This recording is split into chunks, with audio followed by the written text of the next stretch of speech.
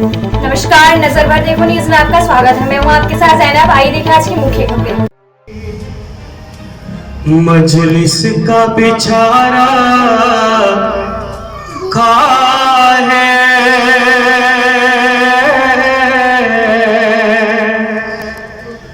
आसमानों को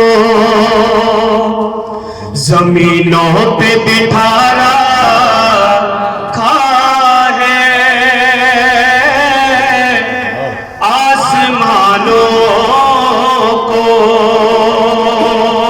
देखेगा। जान क्या होता अगर गैज़ में आता बेशीर,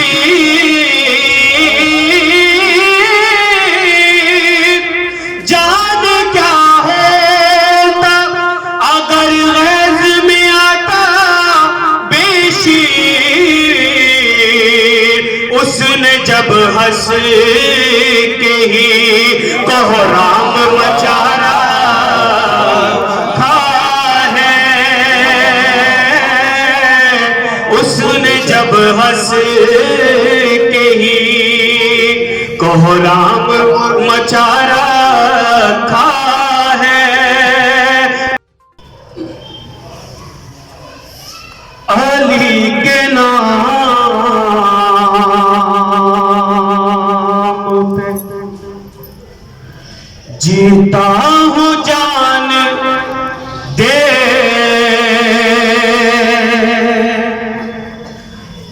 हूँ,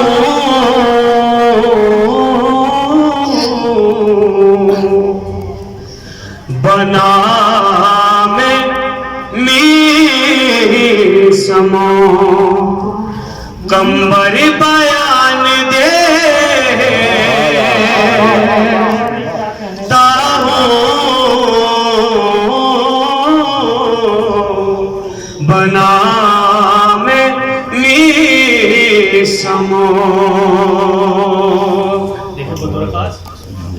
और खुदा करे अली अकबर को ख्वाब में देखूं, इसी ख्याल से अक्सर अज़ान देता हूँ।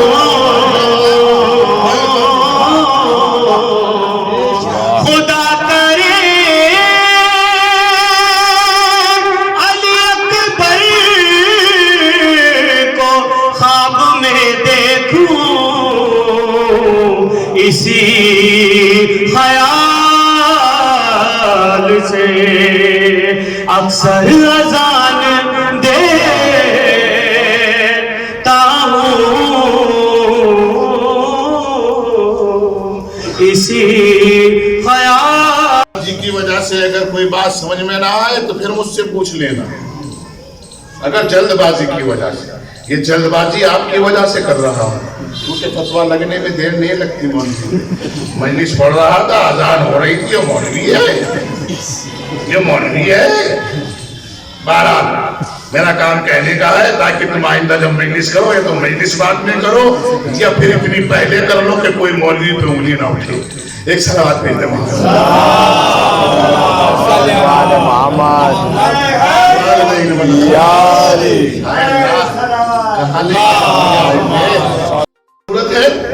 इन्हें बात की जरूरत थी नहीं, ये कुरान की आयतें मुतालबा कर रही हैं।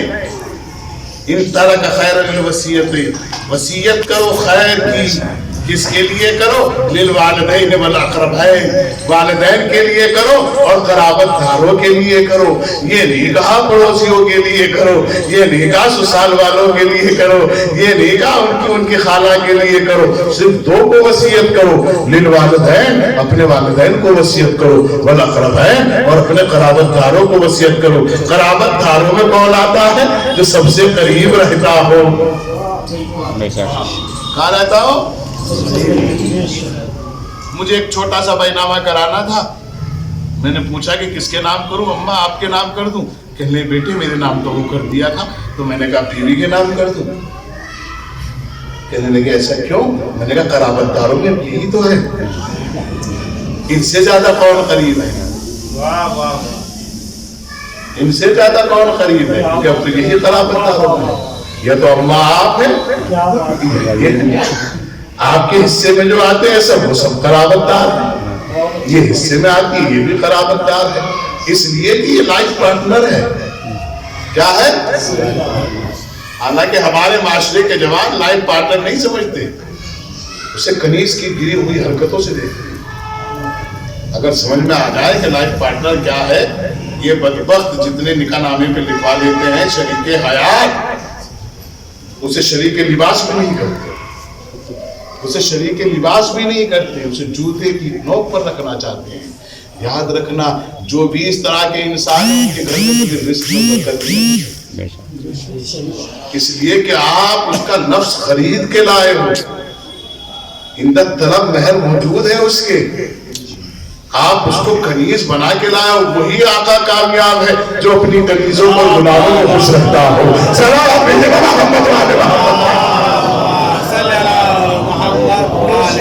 کبھی کامیاب نہیں ہو سکتا دنیا میں جو اپنے نوکروں کا حق غصب کرتا ہو یا اپنے نوکروں کی تنخواہ دبا لیتا ہو۔ نہیں غور کر رہے ہیں آپ؟ وہی آقا کامیاب ہے جو اپنی رعایا کو خوش رکھتا ہو، اپنے کارکنان کو خوش رکھتا ہو، وہی آقا کامیاب ہے۔ یہی تو وجہ ہے کہ 4 سال 7 مہینے 22 دن کی حکومت میں جب امت سے پوچھا گیا کہ آپ نے علی کو کیسا حاکم پایا، کہ جیسا علی حاکم ہے شاید اب پوری دنیا میں نہ آئے، اس لیے کہ علی کے یہاں جب عدالت کا معاملہ آتا ہے تو جتنا حق بھائی کو دیتا ہے اتنا ہی حق رعایا کو دیتا ہے، اتنا ہی حق امت کو دیتا ہے۔ آج معاشرے میں بڑی کثرت کے ساتھ طلاق ہو رہی ہے، یہ ذلت ہے ہم لوگوں کے لیے۔ طلاق سے 2 خاندان برباد ہوتے ہیں، 2 نسلوں پہ دھبا آتا ہے، 2 بستیاں بدنام ہوتی ہیں۔ ارے وعدہ کر لینا، وعدہ کر لینا، نقصان ایک کا ہوا منع سب کو کر رہا ہے۔ میرے جوانان میری آپ سے گزارش ہے، اگر آپ یہ سوچتے ہو کہ ہماری بیوی بہت بدتمیز ہے تو معاف کرنا، نبیوں سے زیادہ بدتمیز نہیں ہو سکتی۔ نبی کی بیوی تو باقاعدہ اور اسپورٹ چھوڑ کے چلی گئی، بیٹے کو ساتھ لے کے چلی گئی۔ قرآن کہہ رہا، میں نہیں کہہ رہا ہوں، سورہ تحریم کہہ رہا ہے، نوح اور لوط کی بیوی دونوں کیا ہو گئی؟ ان دونوں نے خیانت کی ہے، لیکن طلاق کہیں نہیں لکھا کہ نوح نے اور لوط نے طلاق دی ہے۔ اور بہت سی ساری بیٹیاں ہیں جن کا میں ذکر نہیں کرنا چاہتا۔ اور اگر بیٹیاں کہتی ہیں کہ ہمارا شوہر تو بہت بڑا ظالم ہے، ہمارے پہ بڑی پابندیاں لگاتا ہے، تو میری بیٹیوں تم معاف کرنا، تمہارا شوہر فرعون سے بڑا ظالم نہیں ہو سکتا، جہاں آسیہ نے زندگی گزار کے بتا دیا۔ اب صلوات بھیجنا محمد اگر اپنے نام و نفقہ میں بہتری کرنا چاہتے ہو تو اپنی زندگیوں کو خوش کرنا چاہتے ہو تو اپنے گھر کو بہتر سے بہتر بنا لو، اور اپنے گھر میں رہنے والی اپنی عورتوں کو، اپنی بیویوں کو، اپنی بہنوں کو، اپنی بیٹیوں کو اتنا اتنا اتنا خیال رکھو کہ وہ معاشرے تک ان کی آوازیں نہ جائیں، پھر آپ کامیاب ہو۔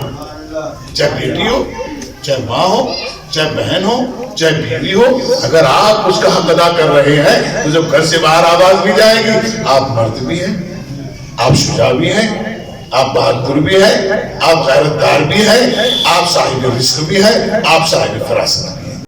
چاہیے تھا وصیت کرو اپنے چچا کے نام، اپنی چچی کے نام، اپنے خاندان والوں کے نام، اے نبی امت والوں کے نام۔ پتا چلا امت شریعت میں میرے ساتھ ہے، مال میں میرے ساتھ نہیں ہو سکتی۔ اور کی جگہ پھر میں آپ کی خدمت میں عرض کروں، قرآن کہہ رہا ہے ان ترک خیر من وصیت ہو تو پھر وصیت کرو، بالوالدین والاقرباء، ماں باپ کے لیے کرو۔ پہلے امت یہ بتائے یہ ملک الموت کس کے دروازے پر آئی؟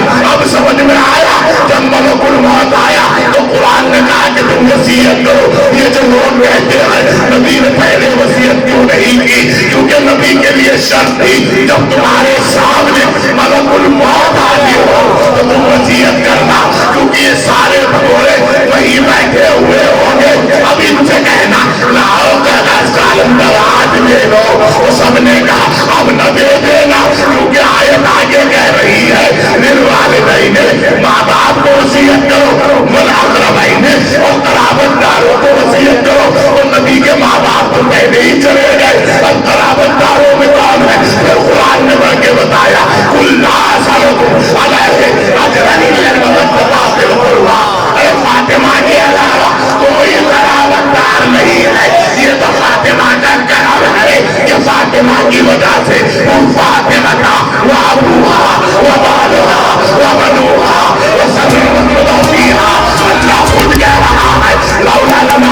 तो हुआ मैं तुम दोनों को खल्क ना करता अगर फातिमा को खल्क में आवाज आई, आजा मेरे बच्चे मेरी गोद में आजा, आजा मेरे बेटे मेरी आगोश में आजा।